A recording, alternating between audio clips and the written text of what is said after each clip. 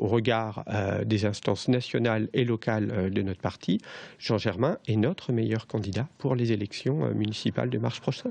Voilà qui fera mentir ceux qui estimaient, ou en tout cas rêvaient, qu'au Parti socialiste, une mise en examen se soldait par l'annulation d'une candidature. Le premier secrétaire fédéral l'a rappelé, la pratique gouvernementale ne s'applique pas au niveau local. Rien ne le prévoit dans notre parti.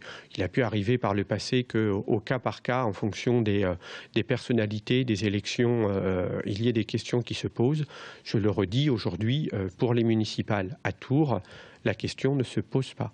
Et d'après les échanges que j'ai pu avoir, pas plus tard qu'hier, avec le secrétaire national aux élections de notre parti, la candidature de Jean Germain sera validée par le Conseil national le 16 novembre. Car pour les villes de plus de 20 000 habitants, c'est le Conseil national et non fédéral qui valide les candidatures après le vote des militants.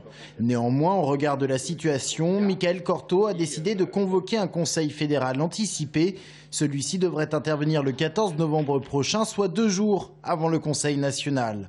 Un Conseil fédéral pour échanger, mais pas question d'organiser un nouveau vote militant. C'est-à-dire qu'aujourd'hui, les militants socialistes de Tours ne remettent pas en cause, absolument pas, le principe de la candidature de Jean Germain.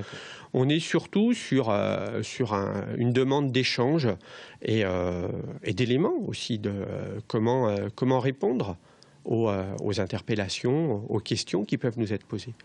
Car c'est bien la crainte des militants socialistes de voir passer leur temps à expliquer aux électeurs les ennuis judiciaires de leur maire, comme si le rejet de la politique gouvernementale ne suffisait pas. Officiellement, tout le monde attendait la mise en examen de Jean Germain. Officiellement, quasi tout le monde fait bloc avec le maire. Mais en coulisses, l'affaire ne manque pas de faire grincer des dents.